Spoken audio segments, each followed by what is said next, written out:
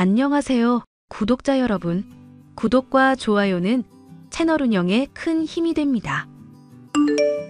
안녕하세요. 저는 30대 여성으로 얼마 전까지 괴팍하고 말 험하게 하던 시어머니를 모시고 있었는데요. 돈 없다며 저와 엄마를 싸잡아 무시하던 시어머니가 사과하게 만들고 돈까지 내놓게 한 사연에 대해 말을 해볼까 합니다. 혜영아, 너 이제 결혼을 하게 됐는데 엄마랑 아빠가 혼수도 제대로 못 보태줘서 미안하구나. 아무리 박서방이 너 몸만 오라고 했어도 대출을 해서라도 혼수는 넉넉히 해줘야 하는데 말이다. 네 아빠가 빚보증만 안 섰어도 이럴 일은 없었을 텐데 부모 못난 탓에 가 피해를 보는구나. 엄마, 앞으로 또 그런 소리 하면 화낸다? 솔직히 나 대학 다닐 때까지 잘 길러주고 부족함 없이 자라게 해준 것만으로도 충분히 고마워. 나도 이제 성인이라서 엄마한테 손 벌릴 생각도 아니었고 갑자기 일이 이렇게 된 거잖아. 아빠나 엄마가 알고 그런 것도 아닌 걸 어쩌겠어? 박서방이랑 내 시엠이 될 사람 볼라치 없어서 그래 이거사. 없는 형편에 1,000만 원이면 충분하지 뭐. 애시당초 그이가 몸만 오라고 한 거 빈말 아니었고 결혼식도 조촐하게 치르기로 했다니까. 사돈 양반 보니까 굉장히 체면 같은 거 따지시는 것 같던데 괜찮겠니? 이제는 집안 차이가 많이 나는데 괜히 결혼 파하자고 하지 않을까 걱정이다. 박서방이나 나나 돈 때문에 결혼하고 이혼하고 그럴 사람들 아닌 거 알잖아. 어머님이야 뭐 상견례 때부터 이미 결혼 승낙하신 상황이고 결혼식 일정 잡히고 나서 갑자기 이렇게 집안이 뒤집어질 줄이야 우린들 알았겠어? 엄마 괜히 미안해하고 죄책감 가지지 마. 보증금 들고 날은 아빠 친구분이 잘못한 거잖아. 우리가 잘못한 게 아니라.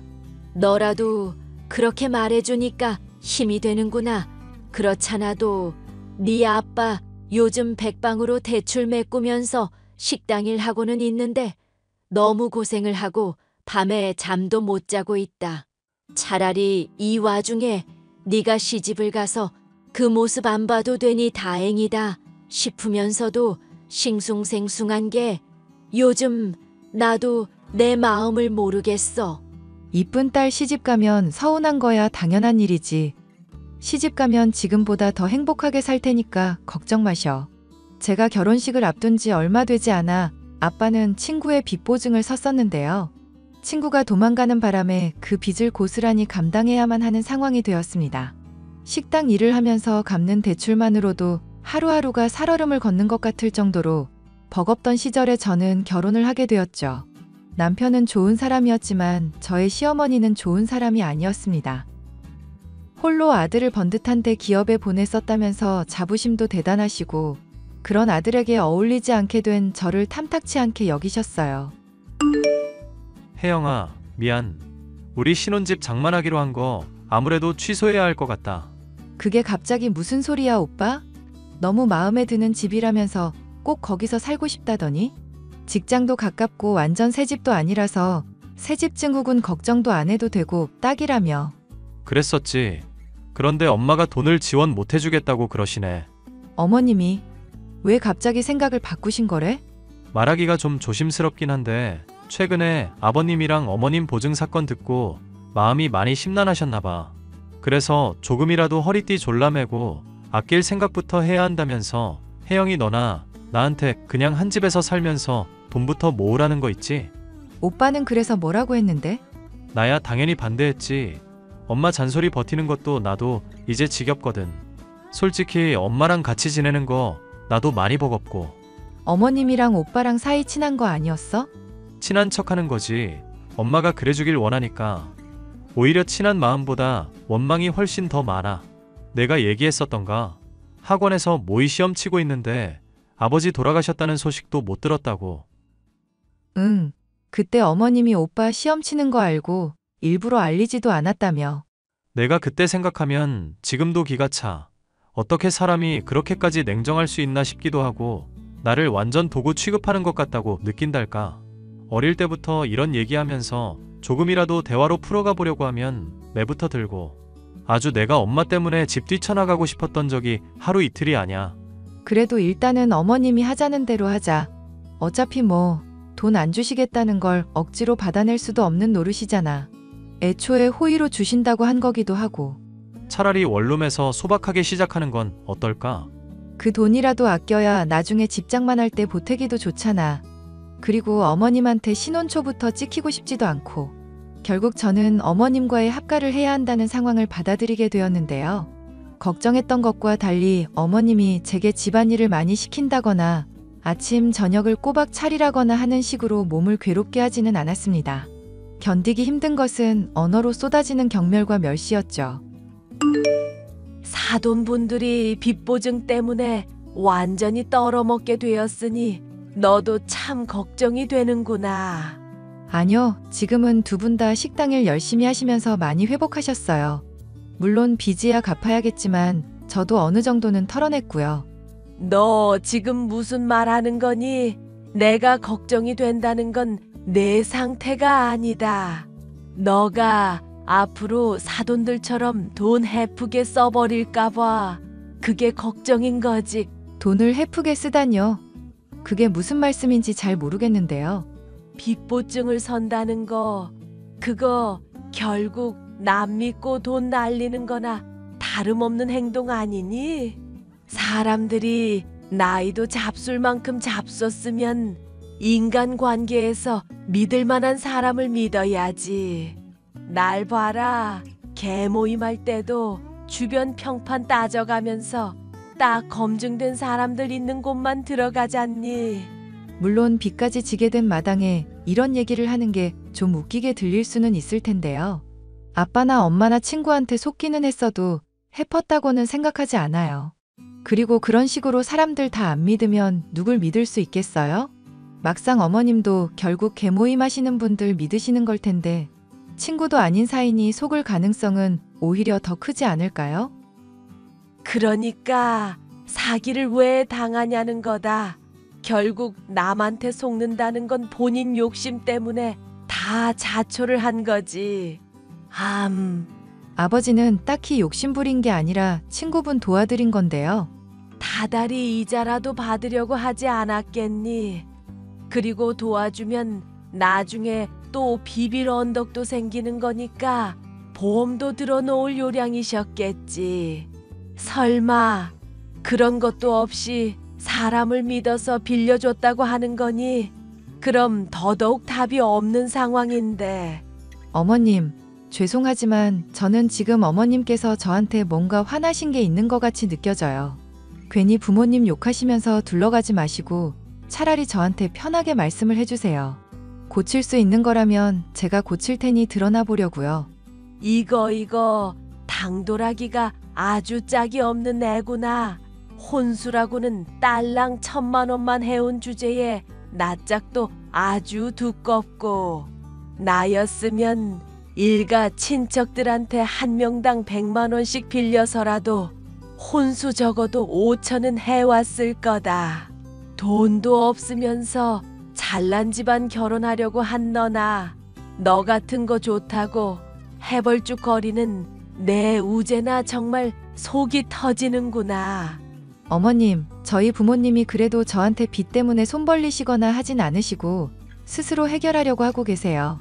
그 와중에도 또 말씀하신 대로 주변 분들한테 빌려 1,000만 원이나 해주셨고요. 그리고 솔직히 신혼집 장만에 안 보태준다고 하셨지 않나요? 그럼 그이나 저나 당장 들어간 비용만 놓고 보면 제 쪽이 오히려 많이 투자한 셈인데요. 내 셈법이 그따위니까 걱정이라는 거다. 나중에 내가 너랑 우재하는 거 마음에 들면 어련히 독립시켜주고 돈도 넉넉하게 해줄 텐데 당장 열받는다고 따져대고 당장 돈 더 썼다고 생색내는 걸 보니 속이 터지는구나. 어휴. 저는 당장의 것만 계산한 게 아니라 어머님이 하도 뭐라고 하시면서 먼저 계산기를 꺼내시니까 거기에 대해 반박을 한 건데요. 됐다. 입 아프게 자꾸 했던 말하게 하지 마라. 하여튼 간에 넌 이제 우리 집안 며느리가 됐으니까 행실에 늘 신경 쓰고 다니도록 해. 알겠니? 내가 카드 줄 테니까 그 후줄근한 옷들 죄다 버리고 좀 이쁜 걸로 맞추고. 엄마와 아빠가 사준 옷을 비하하고 돈으로 대놓고 괄시하는 시어머니의 모진 말투에 저는 심한 모멸감을 느꼈었는데요. 이런 날이 하루하루 되풀이 되다 보니 저로서도 계속 참기가 힘들었습니다. 남편에게 중재를 해달라고 요청을 할 수밖에 없었죠. 오빠가 어머님이랑 나랑 사이좋게 지낼 수 있도록 힘 좀 써줘. 아니면 어머님이 정말로 좋아하실 만한 거, 음식 같은 거라도 알려주든지. 내가 재료 좋은 곳에서 공수해와서 점수 좀 따려고. 어차피 곧 분가하면 곧 안 보게 될 사이인데 왜 그렇게 열심히 해? 그게 언제가 될 줄 알고. 그리고 그동안은 같이 살 건데 친해져 두면 나쁘지 않은 거잖아. 오빠가 잘 좀 중재해주고 같이 식사도 할 수 있는 시간 만들어주고 하여튼 신경도 좀 써줘. 혜영아, 너가 착각하는 것이 있는데 엄마는 친해질 수 있는 사람이 아니라니까. 세상이 돈 아니면 권력이나 명예 같은 걸로 굴러간다고 생각하는 사람이라고. 나도 오기가 있지. 이대로는 분해서 그래. 어머님한테 인정받을 수 있을 정도로 철저하게 잘해보고 점수 딸 거야. 그리고 실질적인 이득 얻어내면 족하다고 생각하고 있어야지. 그게 잘 될까 모르겠다. 결국 남편의 중재에 저와 시어머니는 함께 고급 레스토랑에서 식사를 하게 되었는데요. 남편이 있을 동안만 하더라도 종종 웃으시며 미소를 보이시던 시어머니. 하지만 남편이 저와 시어머니 두 사람만 이야기를 나누라며 일어서자마자 태도가 돌변하더니 자리에서 벌떡 일어나 밖으로 나가셨습니다. 제가 당황하든지 말든지 따라오든지 말든지 상관하지 않는 태도였죠. 모셔드리겠다고 해도 택시를 타고 휙 가버리시더군요. 어머님, 그래도 그이가 애써 시간 마련한 건데 제가 많이 불편하셨나 봐요. 너도 눈치가 있으면 이런 일로 나 불편하게 좀 하지 마라. 니네 집 안 해준다고 했던 것 때문에 우제 빈정상한 것 같아서 참기는 했다만 이게 대체 뭐니? 돈 없어지면서 눈치도 없어진 거야. 저는 풀어보려고 마련한 자리인데 정말 너무하시네요. 너무한 건 집안 망한 너고 내가 집안 체면 생각해서 결혼 얘기 취소는 안 했다. 그런데 그게 정말 잘한 일인지 후회스럽구나. 저한테 이러시는 이유가 그럼 저희 집안 기울어진 것 때문이에요? 상견례 때만 해도 이런 식으로 돈 얘기 별로 안 하셨잖아요. 이미 갖춘 사람한테는 그걸로 잔소리할 일이 있겠니? 근데 지금 너나 사돈 양반들이 이제는 없으니까 내가 분통이 터지는 거다. 그걸 순순히 수긍을 하면 될 텐데 바락바락 대들고 인정을 안 하니까 더 열받는 거고. 제가 그럼 어머님 말씀대로 순순히 인정하면 되는 건가요?